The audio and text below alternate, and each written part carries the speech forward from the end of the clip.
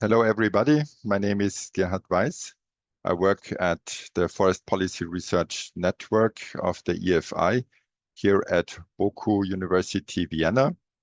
We are here for a short but crispy webinar for a book launch. And it's the book by Filip Aggestam on European forest policy and governance, which just was published by the publishing house Routledge. I'm very honored and I'm very happy to welcome you all for this launch. Because Filip has worked with us for a couple of years, for many years actually. Filip has worked in the field of environmental and forest policy, especially on EU level, and that's the main background. That's the background for the book, where he can fall back on all these experiences. Filip has done his dissertation on framing of wetland restoration at Boku here at our institute. And as I said, he has worked with us in our group. So that's the background why we planned to have this book presentation here in this frame. And before we officially start, so my role here is as moderator, and I will start with some housekeeping rules. They are very simple.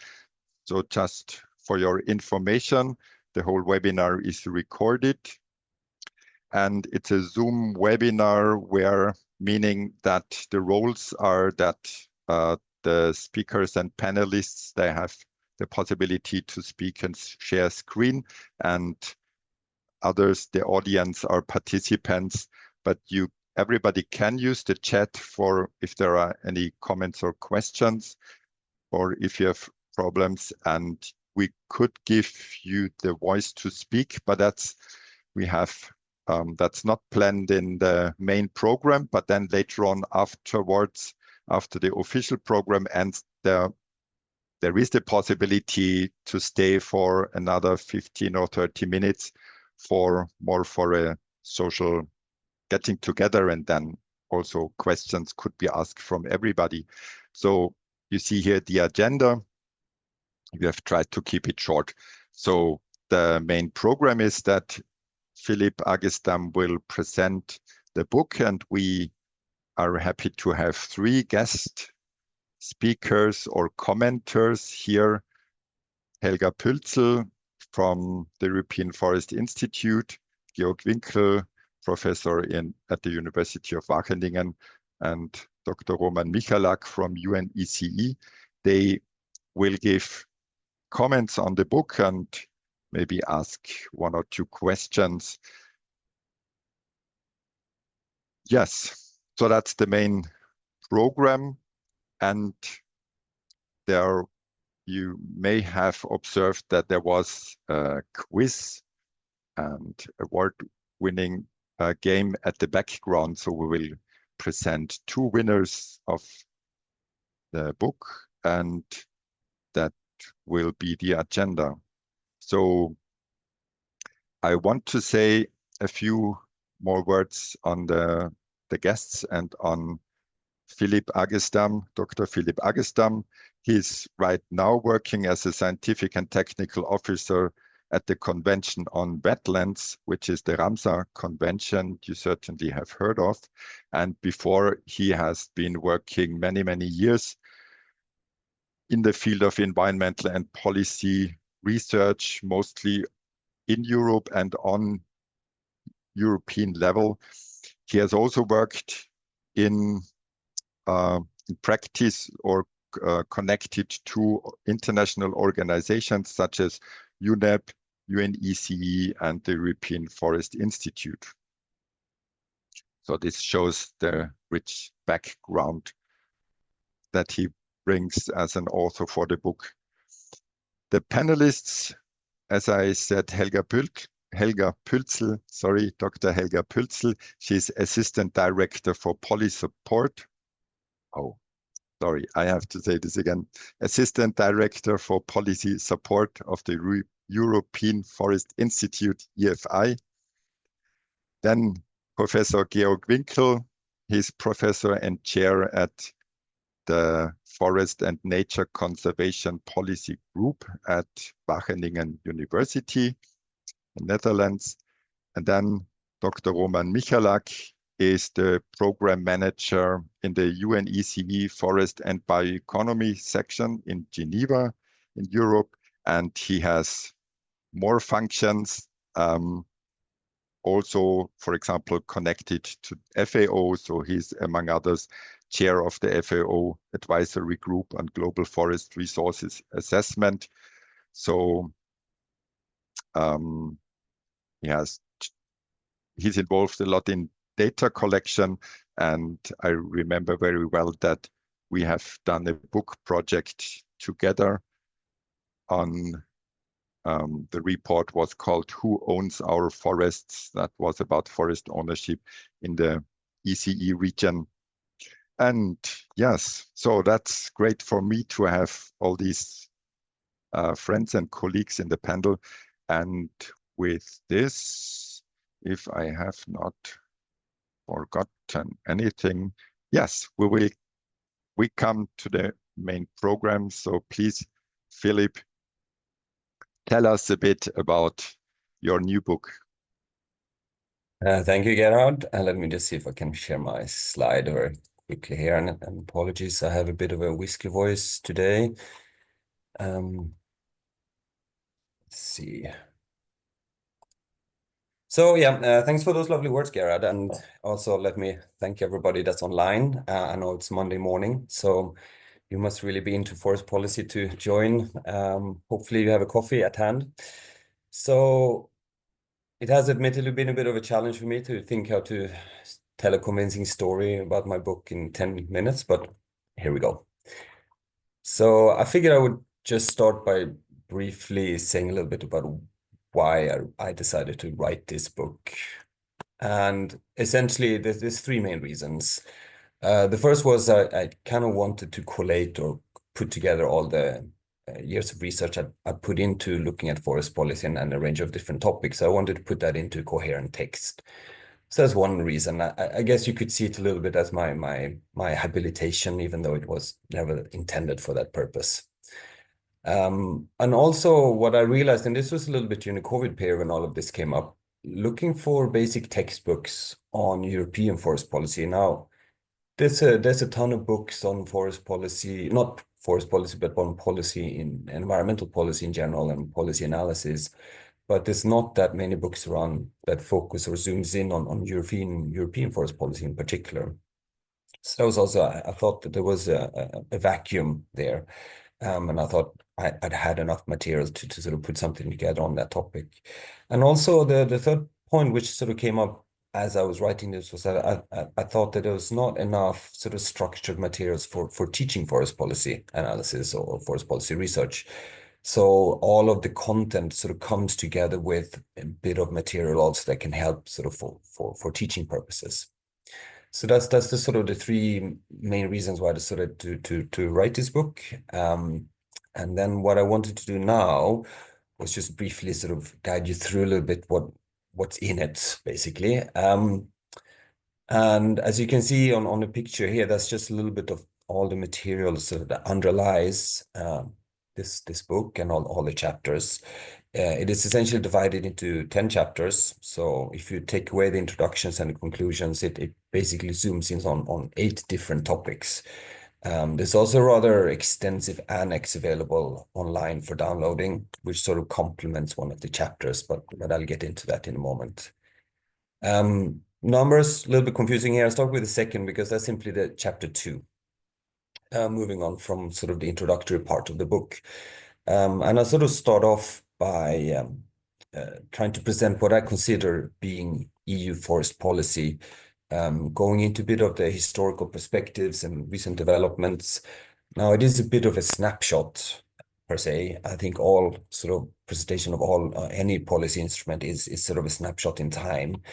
But the main focus is to sort of demonstrate some of the interactions between different sectors, how they influence the use of forest resources, including synergies and trade-offs between different sectors and sort of interest that does sort of affect forest use and forest management. So that's sort of the starting chapter. I then go, and this is probably possibly the more teaching-oriented chapter of the book. It sort of focuses on introducing some of the main theories that are being used in forest policy research. It also examples being for the rational policy analysis, the advocacy coalition framework, sort of a little bit of the usual suspects, if I can put it like that.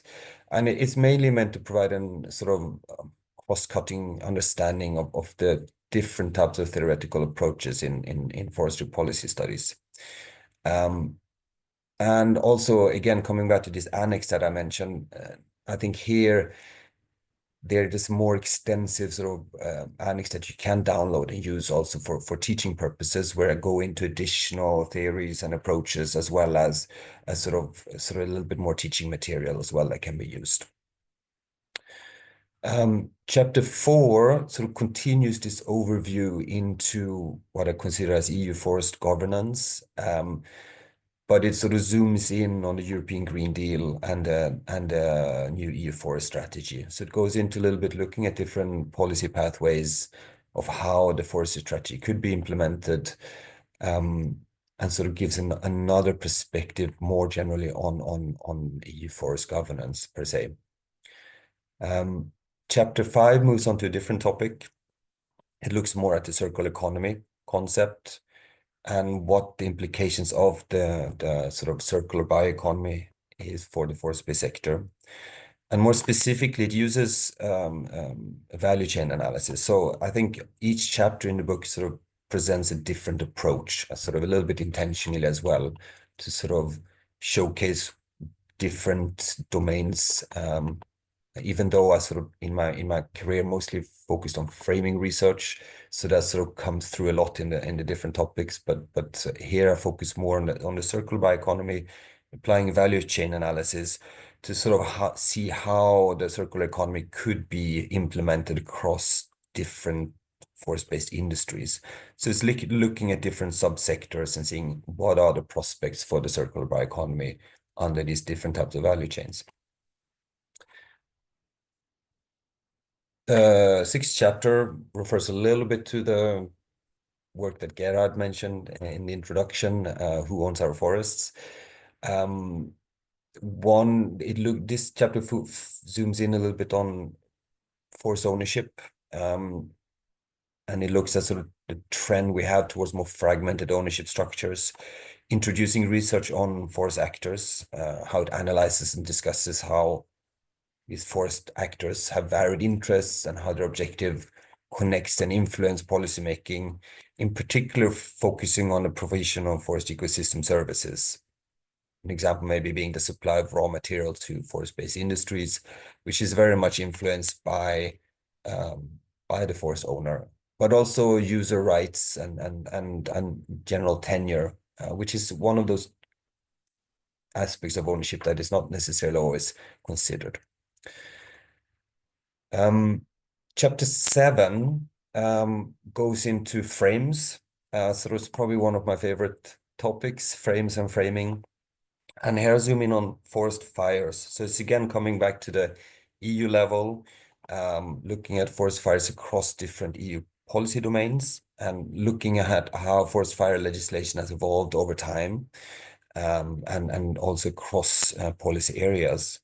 So it comes back to the sort of aspect of how different perspectives influence our sort of development of policy instruments per se. Effectively, it's about how epistemic communities in the EU, how they portray forest fires, and then of course that is articulated in the different policy instruments that we do find on the European level. So it again comes back to sort of EU-focused forest policy, but with a focus on fires. Chapter 8, it zooms in on integrated forest management, which is a concept that has emerged as we see growing demand for multifunctional forests. And it is challenging sort of the traditional segregated forest management objectives. It focuses more on a mechanism that might influence how we adopt more integrative practices on the ground and in policy. But again, a new topic. So as you can see, sort of this sort of quite wide range of different topics being addressed throughout the different chapters. And the final chapter, chapter 9, it outlines sort of a heuristic framework, or I call it more of a blueprint, which is sort of designed to help guide how we select analytical approaches in a sort of non-prescriptive manner. Now, this part of the book, and maybe I shouldn't say this, but it's probably the part of the book I struggled the most with. And it's mainly because I didn't have that much time to spend on it towards the end, and it's probably one of the topics I really did want to spend more time on. But being a bit of a procrastinator, I sort of had to maybe rush that last chapter a bit more. These ideas come very much from my PhD work, that final chapter, and it's sort of in very broad strokes. It emphasizes the need for adaptability in policy analysis and sort of the genuine benefits we can have from integrating different approaches, and also some of the challenges that are associated with that. Yeah, so to wrap up, I think what I would like to add simply is just, I think my book is more about sort of embracing the complexity. So forest policy in Europe is really not about one thing. It is many things, as you can see through the many topics I've covered throughout my chapters. And it is often layered and it is often contradictory in many cases. So it is a multi-perspective look at how forest policy is shaped, if you want to look at different governance levels, institutions, actors, and issues across topics, whether it's climate change, forest ownership, or the different trade-offs that we find. And I think my overall hope is that maybe it can help explain some of the richness that we find between many of these perspectives, and maybe there's a researcher or two that can gain some useful insights from this content. I mean, it is not a how-to manual, but I think maybe it can be a lens that can help us sort of navigate some of the mess, if I can put it like that, and that we find sort of in this sort of fragmented policy domain. So with that, and I managed to stick to my 10 minutes. Thanks for your attention. I have here, if you so wish, to pick up a copy. You can find it on Routledge. I also have a discount code. So this is 25 ESA1. And if you do want to get in touch, you have my email at the bottom of this page. And I think thank you so much for being part of this launch. And if you do read it, I'd love to hear what you think. So feel free to get in touch. Yes, then I will stop there and hand over to Gerhard. Thank you. Yeah, thank you, Philip. That was a good overview. And yes, what I think, I like that you use, well, you're not only covering quite central different fields or topics and issues, but also using and presenting different research approaches. And I like that because when I teach forest policy, that's also what I do, showing glimpses or trying to give a feeling of how these different and analytical approaches, how they work. Okay, but now we have three people, grant people to comment also from their view what we just heard on the book. They have looked into it. And I would suggest that we keep the order. And so we will hear from Helga Puelzl, Georg Winkel, and Roman Michalak some comments and questions. Please, Helga. Thank you very much, Gerhard, and thank you for the nice and lovely introduction. First of all, I have to say, Philip, I'm proud, like it was my book. I feel really honored to be part of this panel, And as you know, I have for a long time followed your research career, and I think you very much not only fill the gap in forest policy research with this book, but clearly contributed that this book was actually possible, because large part of the research on EU forest governance clearly is done by yourself. So I'm really happy that this book came out and that I'm part of this panel. And I would like to also say that Filip has a really unique gift, because he writes with a clarity not everyone is able to write, and also manages to really translate scientific facts in a way that is accessible not only to scientists but to a broader audience. And I would really like to congratulate you on that. With regards to the book, I have 5 takeaways from the book. Of course, we could have added more, but I got so little time from Gerhard, so I just tried to be quick. Well, first of all, I have to say the book, as Filip said, gives a clear dive into the historical overview of how EU forest governance developed, and goes through all the 3 forest strategy developments and all the policies that to this point are relevant to forests, and therefore gives a really good introductory text to the audience that reads the book. But it also dives into the structures and institutions that drive the EU forest governance. That's my second takeaway. The third takeaway is the theoretical approaches. I think it's very difficult to select theoretical approaches that are relevant, because, of course, everyone has their own way of analyzing or preference of analyzing forest policy research, but usually included the most important ones. I would say it's rather hard to decide which ones to exclude, and I'm happy I found discourse analysis there, but this is maybe more personal preference. The fourth takeaway is that you have not been shying away from addressing important research topics like the Green Deal or forest fires, owners, forest protection, and of course circularity and bioeconomy. They all go to the heart of decision making in the EU. So clearly these are important topics to cover. But what about the audience? One could think, okay, is the audience of the book only the students? Because every chapter concludes with, let's say, questions and tasks to perform. But I don't think it's only the students. I clearly think it's also researchers and scientists that want to dive deeper into EU forest governance. And then last but not least is also policymakers, because we cannot assume that policymakers know everything about forest governance when they have to make decisions. But I think the complexity of forest governance clearly shows to the fore when they read your book. But now let me conclude I actually have 1 comment and 2 questions. Well, first of all, I would like to say, my comment is the book says at the start it's about European forest governance, but then I wonder, isn't it more about EU forest governance?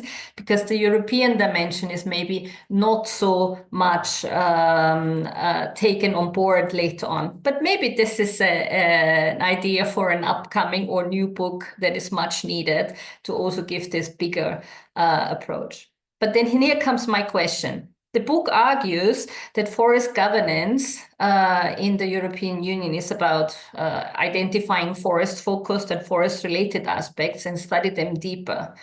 But I wonder, shouldn't we, in this arena of EU forest governance research, not study more forest and wood governance? Because this would allow us to also study environmental regulations that are impacting human health, but also forest health.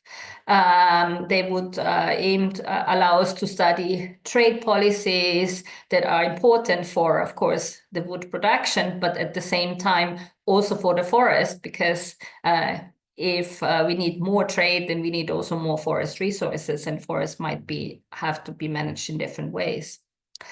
So maybe this is a question for you. Should we extend the field, actually?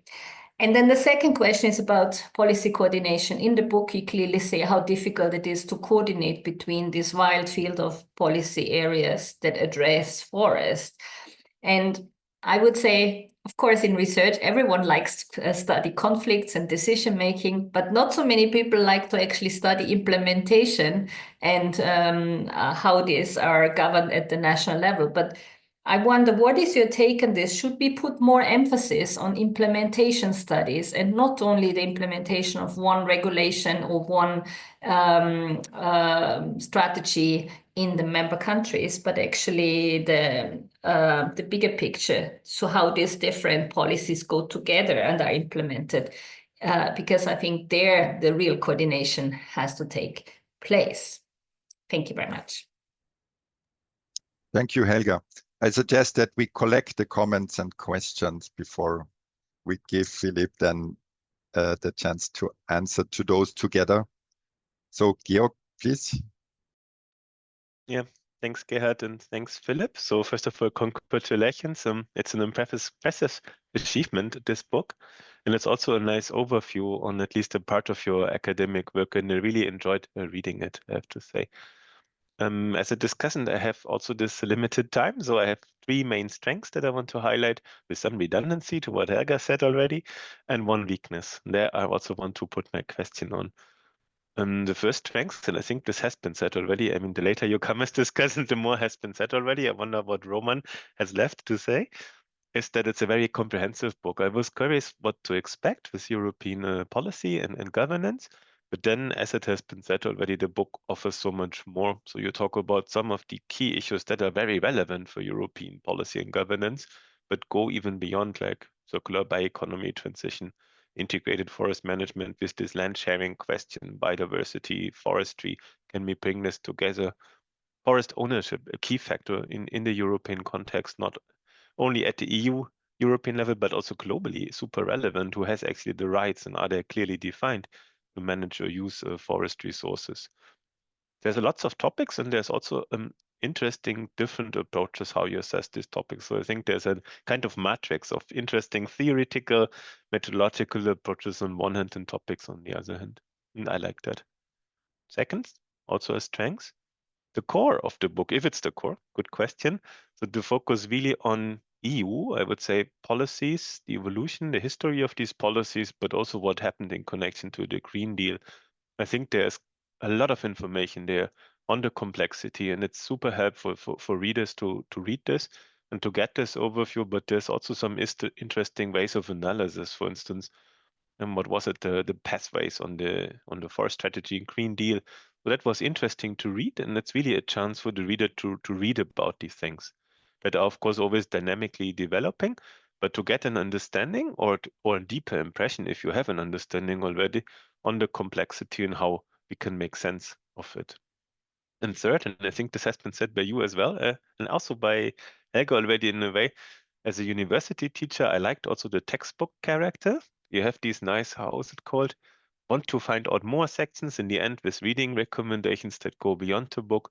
And you have these assignments. So that's quite useful, I thought, for us teaching at universities to also use the book or parts of the book with ready-made assignments already. Let's see if we do this as such, but that's a nice offer. Thank you, Filip.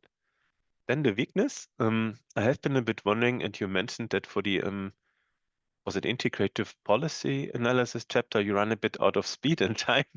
But I was anyhow, I think there's a bit of a weakness in the book that I was expecting after having read all these great chapters. Now comes this super nice synthesis chapter where you put everything together, show a matrix of approaches and topics, and come up with your conclusions for the future of European forest policy, which is, of course, always difficult to do because 5 years later, the conclusions on the future are already not valid anymore. But anyhow, that was a bit, I think there was a small weakness in a way. So how to make sense of it all together and what are the lessons learned? And this also leads to my question to you, which is basically how does your book help us to think about forest policy in Europe? And especially considering current times with Trump administration changing geopolitics and perhaps emerging patterns of deglobalization. But again, thank you and congratulations, and amazing how you do these big books. Thank you. Thank you, Georg, for the strengths and weaknesses. Yes, and now I'm also curious to hear from a representative from policy practice. Roman, please, the floor is yours.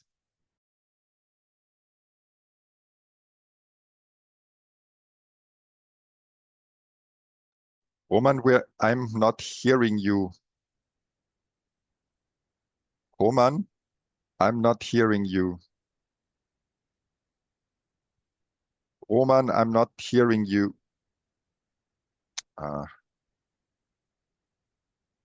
Charbel, can you help maybe? Or Roman, can you change something so that we can hear you?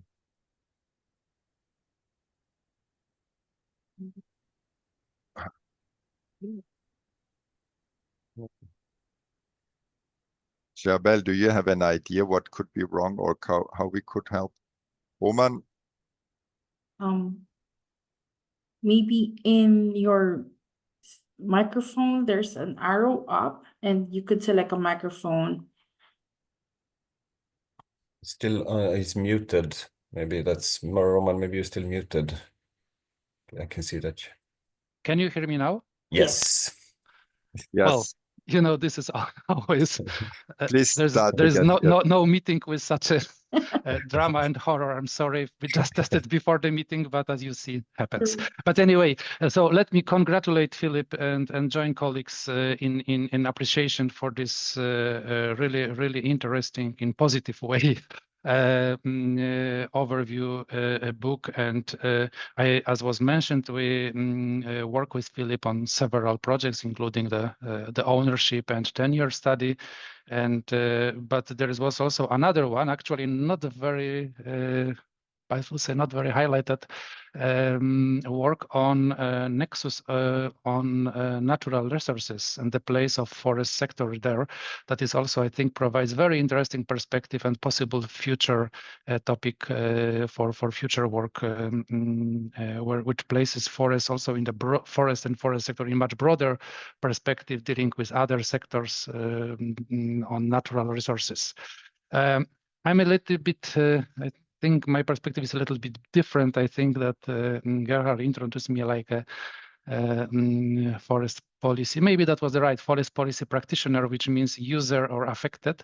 I would maybe place it in a different way, that as my primary focus is on forest, on information. I see information as a kind of a fuel for policy, and not only fuel but also connector. So my comments are maybe more from this perspective. So where to start? As was already said by Helga and Gerald, this is an important and really needed book. And we know that now forests, even related, relevant, focused policies are really high in the national and international agenda. And, you know, having something like over 30 some years experience of following forests in different type of policies, I see that this process. So this is a really relevant, not only primarily for the forest and forest sector, but also I would say other sectors that this book appears. And I think that this book also has another value in addition to being an important input to forest policy science. But I think it for the moment it brings together information related to the overall context, national specificities, processes, actors, forest policy, and governance in Europe. So it has its type of a value as a repository as of now, or as of it was written. So I think it will be also interest of this of interest for different users. So I already learned a lot, and I think that this book is actually not as a whole. I think it is not a book that one should read, you know, from the beginning till end in one go. But I think it really something that is worth to put on the shelf and have it in the range when looking for particular information, not necessarily if it is if a user or readers are policy scientists or policymakers, but those who are somehow involved, we call them stakeholders, but also affected or engaged in policy making. I mentioned information, but also I think that would be high-level decision makers to better understand these processes. Quite often, if we talk about policy making, we see the beginning and the end of the process. So then we see the legislation often, and then the result, what happens. But as this book shows, this forest governance is a complex and complicated process and area. And I think these books also help to look to see this process from this perspective.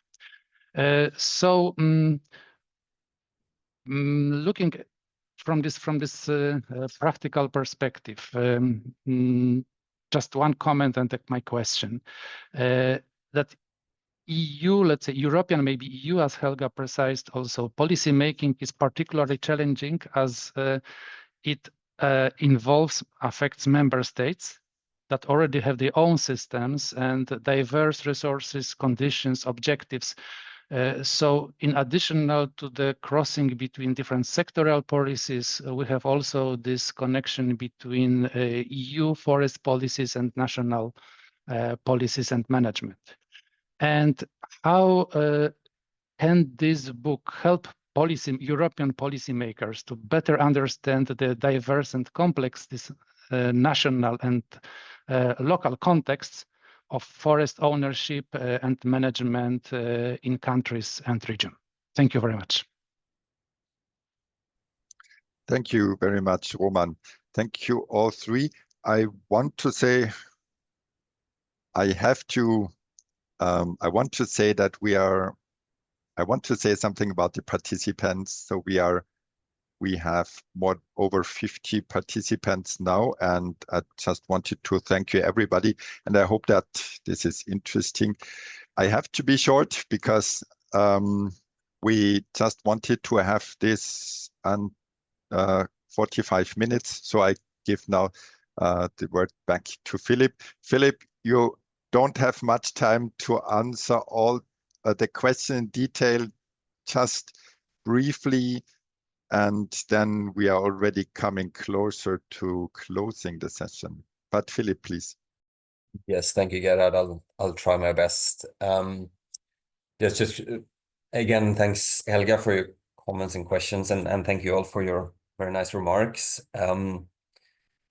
With regards to sort of the European vis-a-vis EU focus, yes, I think the intent was to make it broader, but obviously it's a little bit slanted by the work that I've done, which is very much EU focused. So yes, I think there is definitely scope for broadening that with time, and I hope to do so in the future as well. So I don't think the title is necessarily misleading.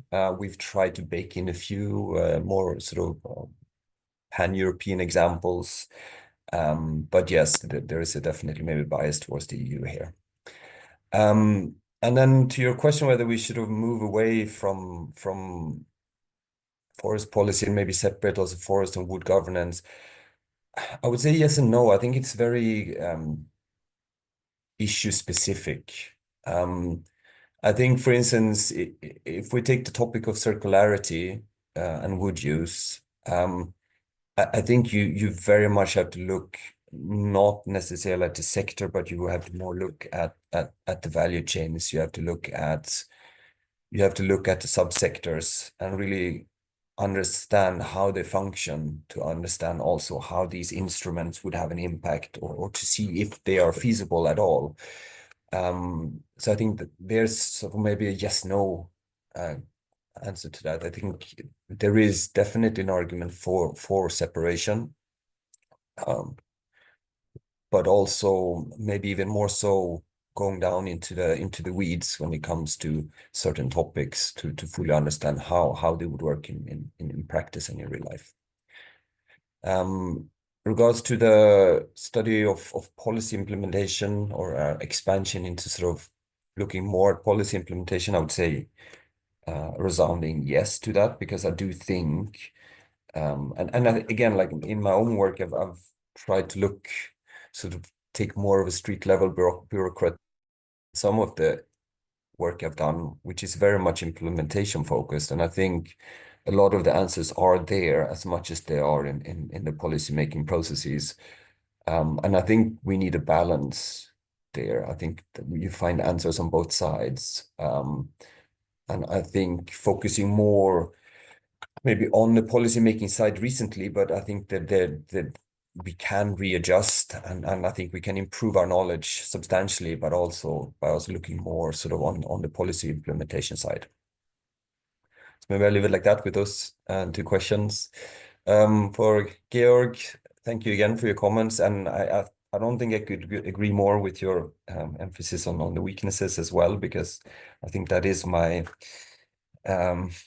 that is the one regret I do have a little bit with the book. It was really a bit squeezed in there towards the end, and I think it is probably a little bit to do with me being a bit of a procrastinator at times, and the publisher coming and putting a final deadline. So I had to get it finished, but I think it's something definitely I would like to get back to. As to your question, I think it's a highly relevant one. I also think it's a very difficult one to answer. I think my first point probably be to say that I am a bit of an optimist. So despite the times we're living in at the moment, I do think that knowledge and education do still matter. I do hope that it still matters. And I think this book, it's not really a how-to manual, as I mentioned before, but I think maybe can help to navigate some of the mess that we're facing, and maybe help us explain and understand it better. And I think that's maybe possibly the main added value that this could give, both maybe for some researchers that sort of maybe want to widen their perspectives, as well as students or any others that are generally interested in forest policy, and especially now when we sort of have a more of a complex political and trade aspects coming into our life on a daily basis. And finally, Roman, again, also thanks to you for being here. As for the help on how policymakers sort of this can be used more of on a national or local context, or how it can help policymakers. I think when you're talking about the forest ownership topic, maybe I should be a bit cheeky and refer back to all the work you yourself have done through the ECES, as well as colleagues and BOKU. I think the work you have done on ownership is much wider and richer than what I've been able to include into my book. So there's a lot of content there that policymakers can take for. But I think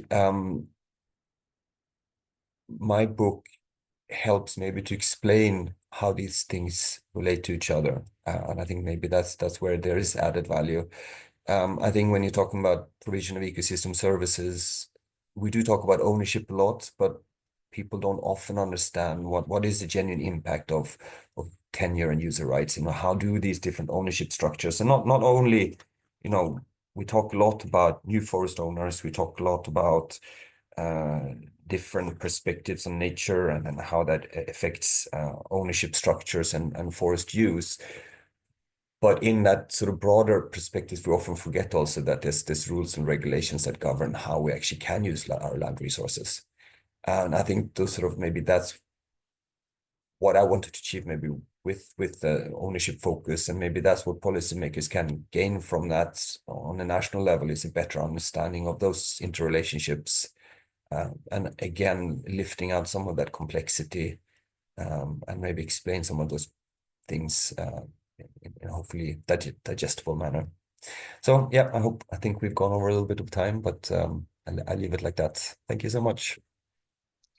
Yes, okay, many thanks, Filip. So yes, we are stretching the agenda or the timeline already a little bit, but maybe that's okay. I want to ask the audience to stay, because two winners, I have seen from the list of participants that the two winners are actually listening. They are in the audience. Yeah, And I just need to mention, this does not feel like a promotion event, but very much like a scientific discussion. And it's really everybody very honest, open, and it's very personal. That feels very nice.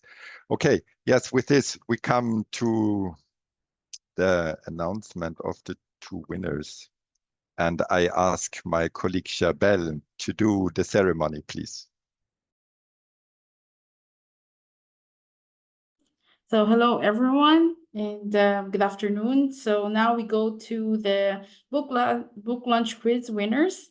And so everyone who registered earlier got the link to the quiz. So that has given them a chance to win a copy of the book by Filip. And these are the questions. We're not going to go through all of them. And we have shared them in the chat. You could check your answers cross-tabulated. And so now, yeah, so the results are in, and Filip checked it by himself. And so the winners are Mr. Simon Flakenstein from Freiburg University and Ihor Soloviy from Ukrainian National Forestry University. And we ask the winners to please contact us for your contact details. And for everyone, and for everyone who joined and participated, thank you so much. Yeah, and all the best. Thank you very much, Chabelle.